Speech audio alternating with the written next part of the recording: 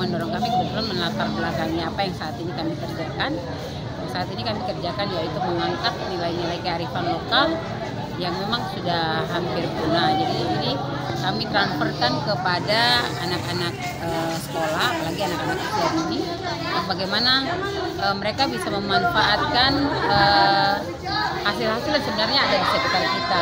Nah, contoh kayak hari ini kegiatan ini kita kan lihat sekarang di Sorong ini lagi musim mangga-mangga nih. Banyak ada mangga bacaan, mangga telur, mangga urat. Tapi selama ini orang bikin sesuatu, orang mengharapkan mangga yang kadang disuplai dari luar nih. Padahal di dalam daerah sini kan ada mangga yang sudah tumbuh yang kadang tidak menurut masyarakat hanya jual seperti di pasar. Nah, bagaimana kita bisa mengolah itu menjadi sebuah produk yang menghasilkan ekonomi sendiri buat kita dan juga kita bisa menghidupkan orang lain. Jadi anak-anak ini dididik untuk kalau memang di pinggir rumah ada buah, ada apa bisa diolah sebaik mungkin untuk bisa menciptakan produk-produk baru. Kalau Sinagi Papua sendiri selama ini concernnya seperti apa? Sinagi Papua saat ini concernnya kami itu kebetulan kami saat ini sudah mengeluarkan 4 produk yang sampai sudah tahap halal. Itu kerupuk sagu, kerupuk 3 warna dari umbi ungu, umbi petatas ungu, petatas oren sama keladi. Terus garam atau sejenis garam itu tumbuhan bumbu asin nipah sama teh moi. Jadi 4 produk itu memang sampai saat ini sudah sampai tahap halal. Terus kami juga selain itu kami mendampingi ada beberapa UMKM yang kebetulan ada di Kelurahan Malagusa yang dari 30 pelaku UMKM. Kami sudah bantu mengurus ada sekitar 12 ibu-ibu untuk punya pengurusan izin karena target 2024 kalau memang sampai tidak punya standar izin akan dilarang edar. Jadi kita tetap ikut peraturan. Jadi Sinagi Papua akan punya lain membantu atau mengawal pelaku-pelaku UMKM yang belum punya usaha-usaha seperti itu. Setelah ini mereka akan dibawa kemana nih?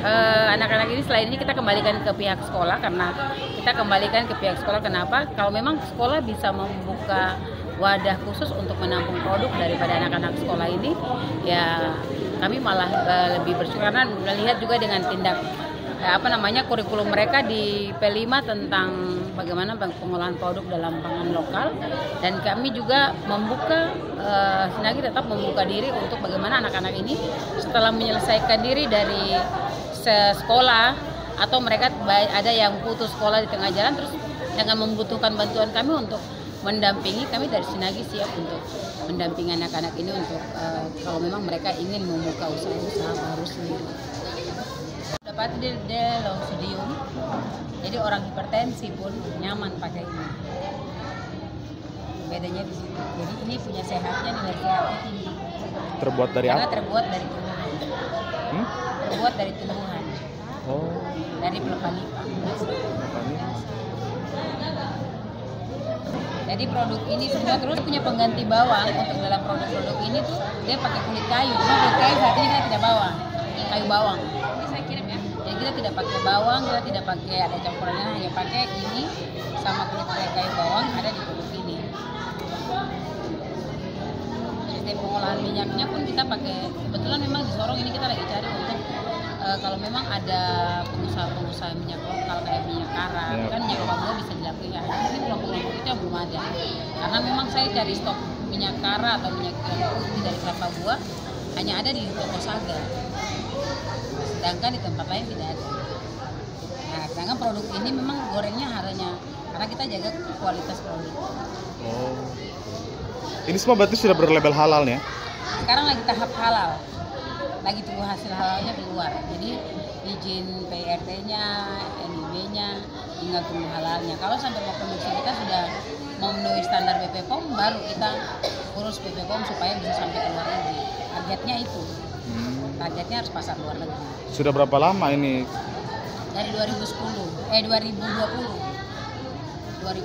saya latihan bersama Seniman Pangan Indonesia di Bekasi. Terus saya didampingi terus sama mereka sampai saat ini. Dan mereka yang membiayai, yang mendampingi saya sebelumnya. Jadi mereka menyiapkan tempat sarana untuk saya yang berproduksi. Terus mereka memfasilitasi seperti ini, kemasan mereka semua yang desain. Setelah itu mereka kirim ke sini, baru saya sekolahnya semua di sini. Nah, dengan harapan setelah saya sudah sampai sudah jalan begini, berarti saya sudah tidak full tergantung. Dan saya punya tugas untuk mendampingi yang lain lagi. Terus saya ambil kebetulan saat ini di lokasi kontainer itu kan banyak. Nah, cuma banyak itu kan kita lagi berupaya untuk masyarakat punya lahan-lahan yang tanah-tanah adat. Kalau memang itu ada tumbuhan nipah, tidak perlu harus dijual. Kalau memang bisa diolah.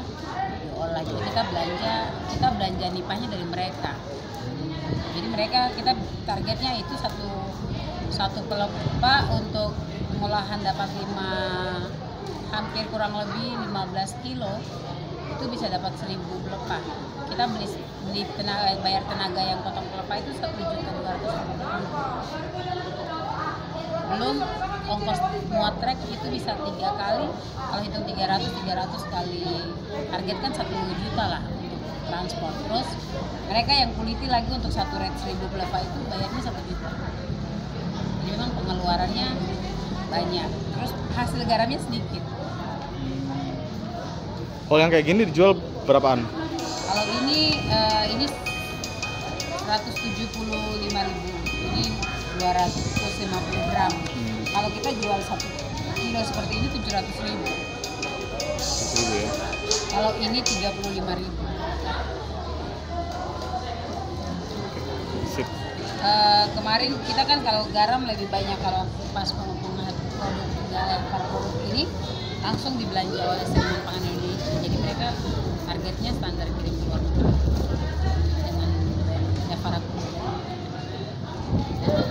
Keren. Saya menginisiasi kegiatan ini pertama kali karena saya tertarik mengangkat kebudayaan Papua dan apalagi kebudayaan terkait pangan di tanah Papua ini. Karena saya tahu bahwa tanah Papua itu sangat kaya dengan sumber daya alam, tapi ternyata ketika saya berkomunikasi dengan orang Papua, mereka belum melihat potensi-potensinya begitu.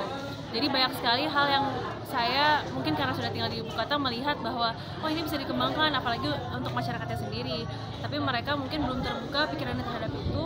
Jadi saya kebetulan ketemu dengan Kakak Yuyun yang dia sudah dilatih oleh Seniman Pangan di Jafara Indonesia.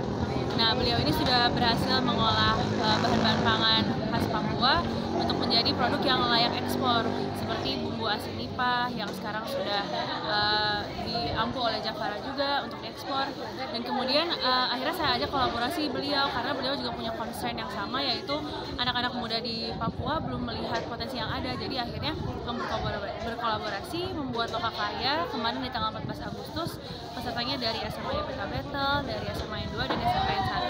Dan di sana kami mengajarkan beberapa cara pengolahan bahan baku yang bisa ditemukan di sekitar kita di Sorong ini. Jadi seperti ada selai kacang dari kacang tanah maibrat, kemudian ada selai mangga bacan, selai mangga telur. Lalu kami juga ajak anak-anak untuk berkeliling di kelurahan untuk mencari bahan-bahan baku seperti tebu. Jadi kita potong dari tetangga, jadi bukan beli di pasar. Dan cara-cara seperti itu yang sebetulnya bisa mereka lakukan sehari-hari untuk mereka meningkatkan kualitas hidup mereka. Jadi tujuan latar belakangnya itu mungkin lebih lanjutnya nanti. Segmennya apa aja yang disasarin? Apakah cuma anak sekolah atau gimana? Untuk sekarang kami memang menyasar anak-anak sekolah, terutama yang SMP dan SMA. Karena concern dari orang-orang Papua, mama-mama Papua sendiri bahwa anak-anak ini ketika lulus sekolah mungkin tidak semuanya bisa lanjut kuliah begitu. Nah, ketika ada yang putus sekolah atau tidak lanjut kuliah, bagaimana mereka itu tetap bisa menghasilkan uang atau bisa berkarya. Jadi dengan menghasilkan produk pangan sendiri, menjualnya, bikin UMKM dan bikin suatu brand begitu, nah mereka bisa menghasilkan dari apa yang ada di sekitar mereka sendiri. Apakah nanti mereka juga akan difasilitasi untuk bagaimana mengonsepkan diri menjadi seorang entrepreneur muda atau gimana?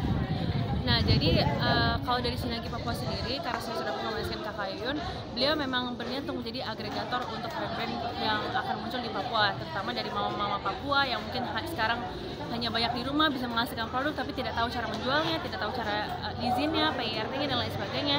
Nah, dan sekarang sasarannya anak-anak muda yang mungkin mereka sudah bisa berpikir nih untuk menjadi entrepreneur atau wirausahawan dari sekarang. Jadi ketika mereka masih di bangku sekolah, mereka sudah bisa melihat potensi yang ada dan kemudian ketika lulus, ketika tidak punya opsi untuk kuliah, mereka bisa memberdayakan apa yang ada di sekeliling mereka. Misalnya bikin brand dan nanti bisa dilatih oleh Sinergi Papua sendiri. Gitu. Setelah ini mereka mau dikemanakan setelah mereka pameran dan juga kemarin sudah dilatih?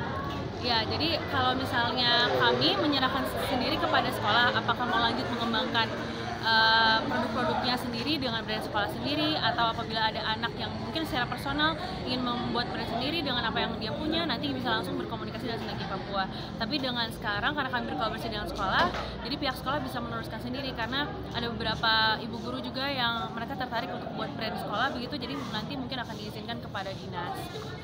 Kan kamu di stand ini bikin apa? Pertama, terima kasih ya teman-teman. Shalom. Jadi pertama perkenalkan, saya perwakilan dari SMA IPK Betel, Aimas, Kabupaten Sorong, Provinsi Papua Barat Daya. Di sini kami membuat selai dari berbagai macam buahan. Ini dua buahan, yaitu yang pertama ada selai mangga dan juga selai kacang. Alasannya kami membuat selai mangga agar memajukan inspirasi kami untuk bagaimana kami menjadi putri-putri Papua yang bisa juga membuat selai, membuat diri dari bahan-bahan tradisional. Ya. Bikin ya? Ini baru pertama kali dibikin berarti ya? Iya. Susah nggak kalau selai mangga dengan selai lainnya? Cara membuatnya? Sebenarnya cara pembuatannya gampang. Jadi di sini kami belajar sejak 1 minggu. Iya.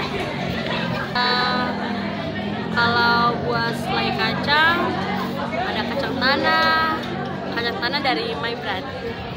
Iya, kacang tanah, ada tebu, sama jeruk, itu saja. Selai mangga ada dua jenis mangga, yaitu mangga becan dan mangga telur.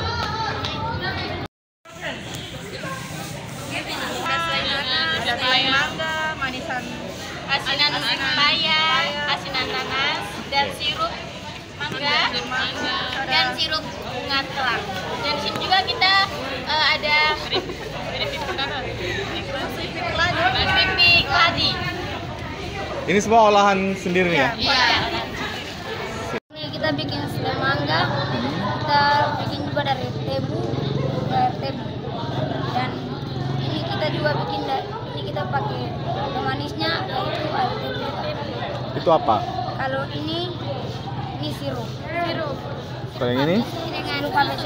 Oh, ini puding ya? Iya, ini pudingnya. Dicampur dengan air tebu. Dicampur dengan air tebu. Tebu murni berarti ya? Iya. Bahannya agar-agar juga gitu ya? Iya. Terus lagi nih? Kalau ini juga kita buat dari tebu. Dan ini kita kacang tanah. Tapi kita bikin dengan tebu. Dia punya air. Kita kasih manisakan dulu, baru kita mulai bikin, baru kita mulai blender dan kita jadikan selai kacang. Sebagai barang produk ini? Gampang. Kemarin dilatih berarti ya? Iya. Berapa lama waktu untuk kalian bisa paham untuk buat selai, puding? 1 hari. 1 hari ya? Kemarin dilatihnya 1 hari juga? Iya.